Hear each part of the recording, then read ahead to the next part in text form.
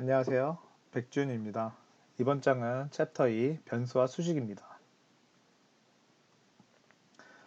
변수의 소개인데요. 변수는 값을 저장하는 공간이라고 되어 있어요. 그래서 여러분들이 뭐 C언어 1학년 때 이제 C언어라든지 다른 프로그래밍 언어를 배우면서 많이 이제 사용하는 기본적인 개념이죠. 그래서 여기서 이제 편하게 하기 위해서 이런 박스를 변수라고 하고 거기다 이제 데이터를 저장한다라는 그런 쪽으로 표현을 했는데요.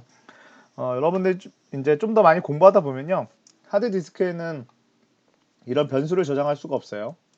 하드디스크에는 변수가 저장되어 있는 게 아니죠. 그리고 메모리에 이제 변수가 저장이 됩니다. 그래서 변수라는 거는 어떤 프로그래밍을 하기 위한 조건이라고 일단 생각하시면 될 것 같아요. 그래서 하드디스크는 프로그래밍을 하기 위한 조건에 있는 곳은 아니고요. 뭐 가상 메모리라든지 이런 것 때문에 이제 쓸 수는 있긴 하겠지만 기본적으로는 메모리에 존재해야지 뭔가 이제 프로그램의 이제 시작 단계다라고 생각하시면 됩니다. 그래서 일단은 뭐 그렇게 깊이까지 들어갈 필요는 없고요. 어쨌든 변수는 메모리에다가 값을 저장하는 뭐 단계다라고 생각하시면 될 것 같아요.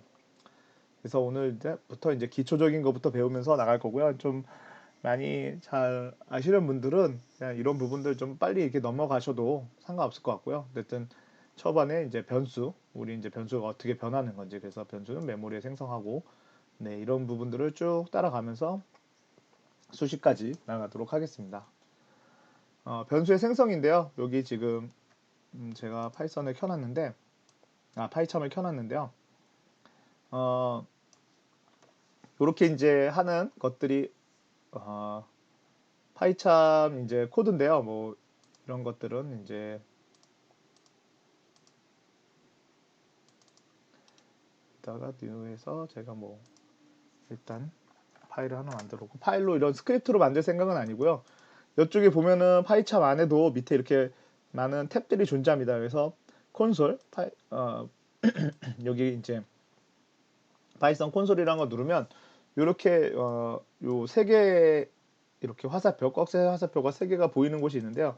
여기서는 우리가 어떤 변수를 쓰거나 이런 것들을 대해서 바로바로 이제 한 줄 단위로 우리가 인터프리트 방식에서 한 줄 단위, 스크립트 방식이 아닌 한 줄 단위로 테스트할 수 있습니다. 그래서 그런 거를 좀 이번 장에서 많이 할 것 같습니다. 그래서 여기서 보시면 되게 간단한 거죠. x는 100, 그리고 프린트해 보는 거, x 하는 거, 뭐 이런 것들이죠. 그래서 이런 것, 요 앞에 이제 이런 것들이 있고, 그다음에 뭐 스크립트로 할 정도의 양이 아니기 때문에 간단하게 여기서 한번 쳐보겠습니다. 그래서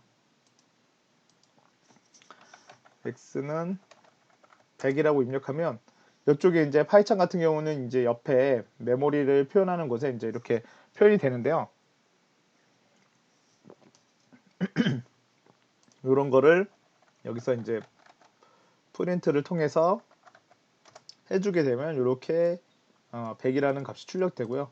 이렇게 인터프린트 방식에서는 그냥 x만 쳐줘도 프린트가 됩니다. 근데 이거는 스크립트에서는 되진 않아요. 그러니까 이거를 여러분들이 스크립트랑 이렇게 인터프린트 하는 거랑 헷갈리시면 안 됩니다. 어쨌든 지금은 x를 100을 넣은 상태고요. x의 값을 200으로 변경을 하면 이쪽에도 x의 값이 int형 200으로 변경됐다는 걸 보여줍니다. 실질적으로 이렇게 메모리 맵이라고 해야 되나요? 메모리 맵을 보여주고 있는 거는 파이참이 조금 독특하게 잘 해놨습니다. 다른 거에 비해서. 그래서 파이참으로 보시면 좀 더 여러분들이 보시기에 좀 더 편하게 보실 수 있고요. 어쨌든 이런 식으로 해서 x 값을 쳐보면 200으로 바뀌어 있습니다. 그래서 뭐 프린트 x를 쳐도 200으로 바뀌어 있죠. 그래서 프린트 f랑 그냥 x 치는 거랑 뭔 차이냐고 물어보실 수 있는데, 만약에 값을 진짜 제대로 출력하시려면 프린트 f를 치는 게 맞을 겁니다. 근데 이런 인터프린트 방식에서는 여기 있는 값을 그냥 표현하는 의미로서 이렇게 x를 그냥 바로 쳐도 됩니다. 근데 우리가 스크립트 언어에서는 뭐 똑같이 여기서도 이제 제 테스트를 하나 만들어 놨으니까요. x는 100으로 해놓고 프린트 x 하고, 그 다음에 x는 200 하고 프린트 x, 그리고 이렇게 두 개를 해놓고 제가 컨트롤 시프트 F10을 누르게 되면 현재 페이지를 실행시킵니다. 사실은 보통 우리가 알고 있는 프로젝트에서 기본적으로는 메인이 실행될 수 있는데 어떤 내가 요 파일만 실행시키고 싶다. 프린트 텍스트 점 파일만 실행시키고 싶다면 컨트롤 시프트 F10을 누르게 되면 요 파일을 실행시켜 줍니다. 그러면 요 파일을 실행시켜 보면 이런 식으로 지금 보면은 요 폴더에 있는 여기에 있는 여기 파일을 실행시켜서 100이랑 200이 출력됐다고 해요. 이거는 스크립트에다 작성한 거죠. 여기 콘솔이랑 작성한 거랑은 조금 다릅니다. 여기 런에서 보이는 거죠. 그래서 좀 다르고요. 근데 여기서 아까 스크립트에서 인터프리트 방식에서 작성하듯이 여기다가 이런 식으로 X랑 네, 그리고 프린트 밑에다 X를 써보면 얘를 컨트롤 시프트 F10 아까랑 변화가 없죠. 요 X가 아무 동작을 하지 않는 겁니다. 그쵸?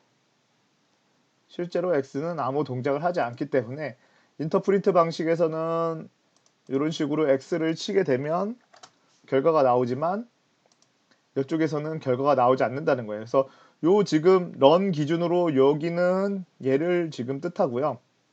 그리고 여기 콘솔은 여기를 기준으로 뜻하고 있습니다. 좀 헷갈리실 수 있는데 얘랑 뭐 같은 프로그램이라고 생각하시면 안 됩니다. 네, 얘랑은 지금 전혀 다른 프로그램이죠. 얘는 이렇게 구성이 된 거고요. 얘는 이 런을 통해서 여기에서 이 스크립트 끝나면서 이 X라는 메모리를 사실상은 다 반환했기 때문에 더 이상 X가 존재하지는 않습니다. 프로그램이 끝났기 때문에 뭐 while문이 돌고 있지 않으니까요. 근데 여기 콘솔은 X가 계속 남아있죠. 여기 콘솔에서 만약에 뭐 저 X를 없애주고 싶으면 델리트 X를 치게 되면 X가 사라지긴 합니다. 그러면 다음에도 X를 치게 되면 이거는 뭐 PPT 없는 내용인데요.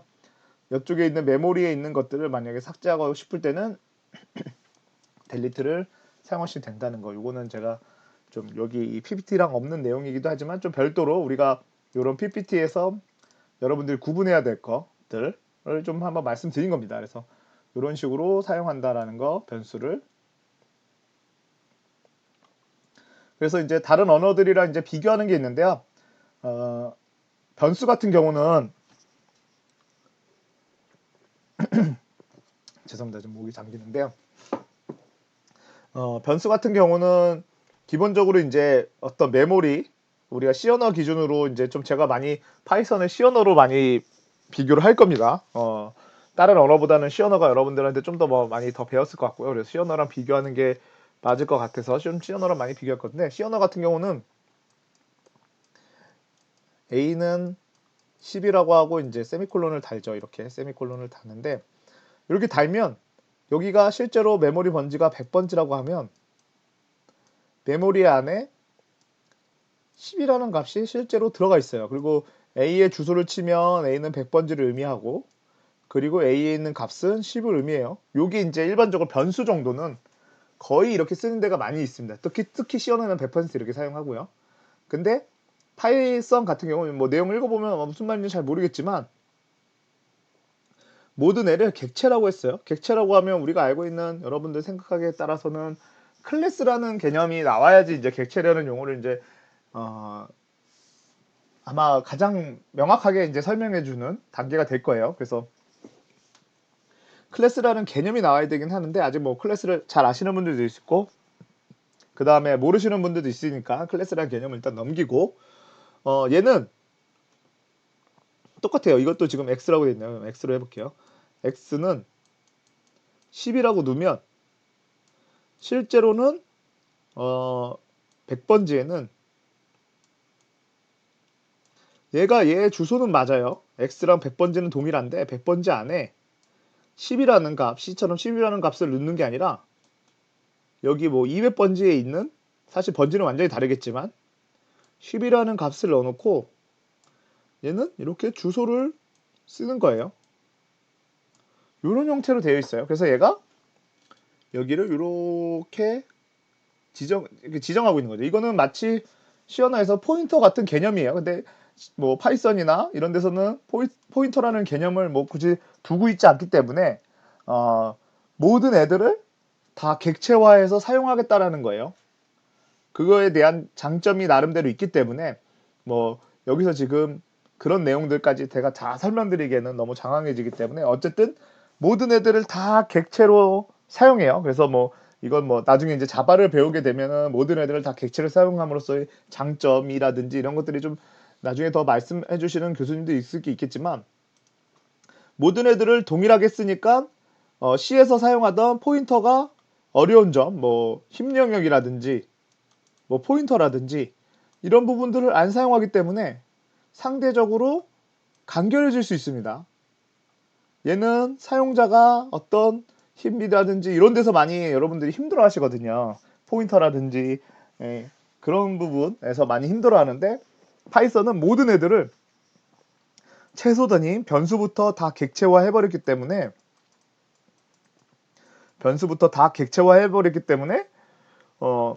이런 힘든 부분을 어떻게 할까요? 다른 걸로 뭔가 하나 더 싸주면 되겠죠. 이걸 하나 더 싸줬어요. 이건 뭐 이론적인 내용이긴 한데 뭐 가비지 컬렉션이나 이런 애들로 하나를 더 싸놨어요. 그래서 우리 사용자는 잘 몰라요. 하지만 이렇게 변수부터 객체화 되어 있기 때문에 그거에 따른 여러 가지 속도적인 면에서는 많이 떨어지지만 다양성적인 면에서